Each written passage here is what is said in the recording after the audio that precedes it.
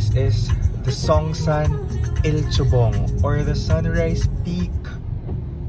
Wow. You've arrived. Destination is on your right. Kaya natin to. May bibi nga na umakyat. Tapos may harabuchi. Daming students.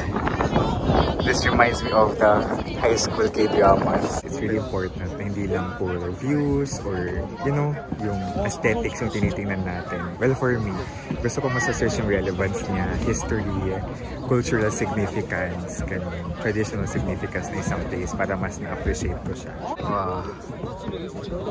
Grabe, ito pababa na guys. Kaya natin to.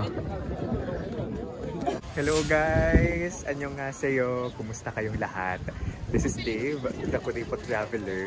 And for today's video, nandito tayo ngayon sa Jeju Island. And sa likod natin guys, it's the Songsan Ilchobong or the Sunrise Peak. So isa yan sa, it's a UNESCO World Heritage Site na matatagpuan dito sa Jeju. And one of the most iconic spots or destinations, landmarks here in Korea. So, it means Sunrise Peak kasi maganda daw dyan yung sunrise. People, hinahike yan para ma-witness yung wonderful, amazing, stunning sunrise. And of course, yung view ng Jeju. So, let's go. It takes around 45 minutes to hike this. Ayan, ang daming tourist. Talagang pinupuntahan siya. Ang ganda. I can't wait to be one with nature today. Disconnect. Tara! Simulan natin maglakad. Kung kayo guys ay magpo-Korea or magta-travel abroad, you can book your activities via Klook. Okay? And then you can use my promo code DaveGino para maka 5% off kayo sa hotel and 3% off sa activities. So i-comment ko sa baba yung different links ng activities. And syempre yung hotel na binook namin dito sa Jeju, pati of course sa Seoul, yung nabook ko din sa Busan, ganun. Okay? Tara! Gosh! Oh wow!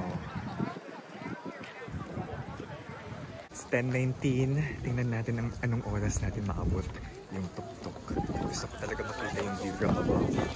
Ayan. Ano to mga... Bilihan ba ito ng ticket? Ticket booth. Oh yeah. 1 minute? Ito naman pala guys, tingnan nyo. Sa left ay free trail, sa right ay summit trail. So, dito lang tayo sa free. So, on the first Monday of every month, the trail is closed. Let's go. Ganda. Alright, dito na yung divide. Diyan yung may bayad. And dito yung free.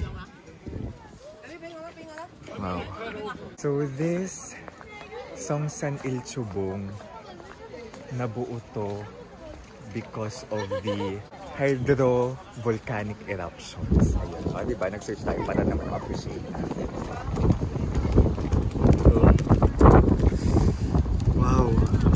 Feeling ko guys, mas fulfilling kapag akyatin ito. Yung hindi free. 5,001 lang naman. Mas one with the nature ang experience.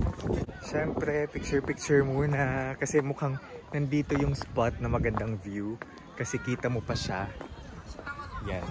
Parang buong form pa siya na makita mo from here. So, let's go. Let's hike. Kailan bang huli kong hike? Tagal-tagal na rin. Hindi ko maalala. Ay, sa Vietnam. Oo, sa Vietnam, noong October. Hinike namin yung isa sa mga spots sa Ninh Binh. Guys, ang picturesque. Grabe. Tignan nyo naman. Mali yung sapatos natin guys. Mali. Hindi tayo naka-hiking shoes.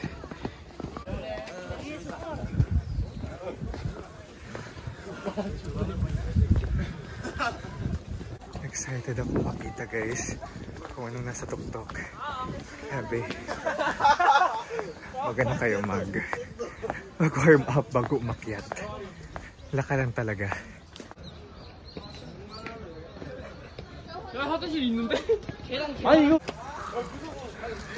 Kaya nyo yan guys. Right. May observatory dito guys. May telescope. pwedeng tumambay kung pagod na. Pero, kat pa tayo. Unique rocks of Songsan El-Chobong. Ayan. These rocks were created due to the volcanic activities. Grabe. Kakapagod. Dito pa lang tayo. Ano ba itong pinasok natin? Kaya man, baby. Ganda. Kaya natin to. May bibi nga na umaakyat. Tapos may harmony, harabuchi. Kaya natin to. Kung makita yung background, guys. Kaya back. Yan po. Ganda. Ganda, guys. Grabe yung akit na rin hirap, pero look at that view.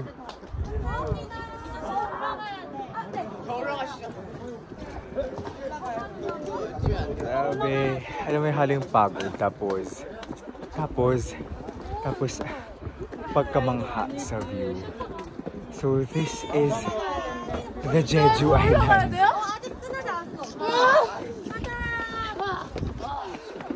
The Jeju that I imagined. Ganda. Tapos ang daming students. Field trip siguro ang mga to. Fighting, kaya pa natin to. Akit pa tayo. Guys, ganda. Oh my goodness. Ito na ba yun?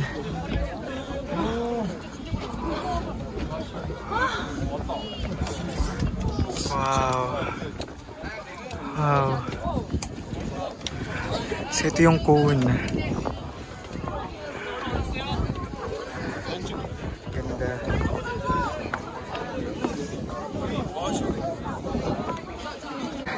Packet ng packet, lalong gumaganda. Kaya muna tayo dito, guys, at appreciate yung view. Ganda. Wow.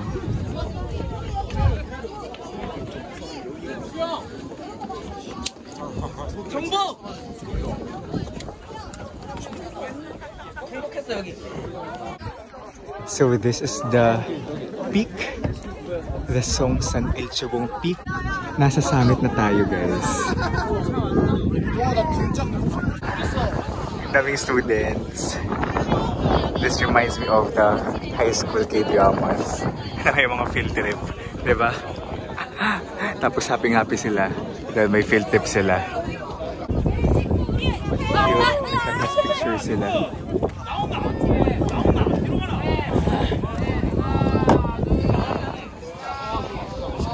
Baba na tayo, guys. Nanamnam na natin.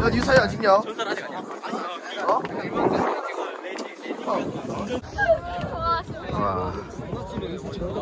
Grabe, ito pababa na, guys. Kaya natin to. Kung kaya magka-travel, guys, it's really important na hindi lang puro views or, you know, yung aesthetics yung tinitingnan natin. Well, for me, gusto ko masasearch yung relevance niya, history, cultural significance, ganun, traditional significance na isang place para mas na-appreciate ko siya. So, napapanood ko lang to sa vlogs and now we're here.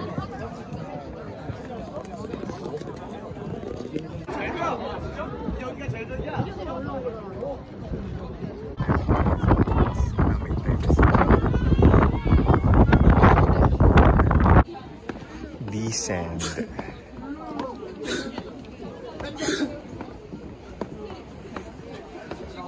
Ganda ng view pababa. Nare-relax lang tayo, guys.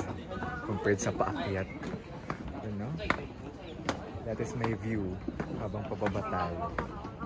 Napawi yung pagod sa taas. Ito, ganda ng trail. Pababa talaga. Yung mga dinadaan ng puno. I'm not sure kung magkaka-cherry blossoms dito. Pero imagine the view. Pababa. Maraming cherry blossoms na dadaanan. Ayan. Yung Stone Grandpa. So they are considered gods in Jeju. And they are the protector. Kaya maraming ganito sa Jeju. Guys, So, lapit na tayo sa baba. Tapos ito yung view.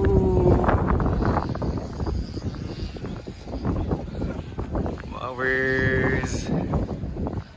Oh, look.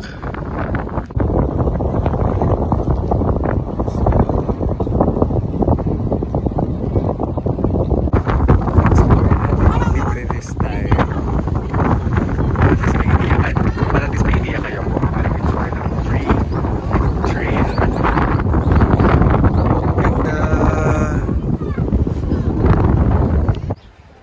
And ito naman yung pa-free. Iba naman yung vibe niya. Mas may view ng Songsan Iljubu. Kapag mag-trail ka kasi feeling ko you're one with Songsan Iljubu. Dito, it's the view of the peak.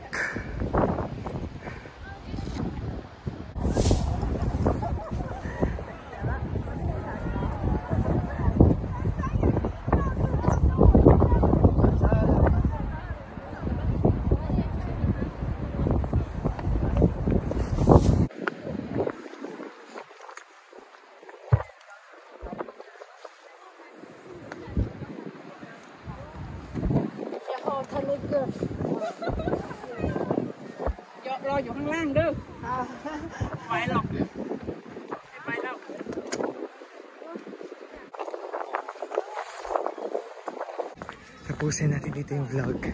So, it's fun to hike. Iba nga yung experience kaysa nandun ka lang sa free. Pero kung kayo ay tinatamad mag-hike, pwede na rin naman yung free. Ako as an adventurous, as gusto ko maximize yung one with Songsan Iljubong, hindi ko siya. So, this is Dave, the Crippled Traveler, signing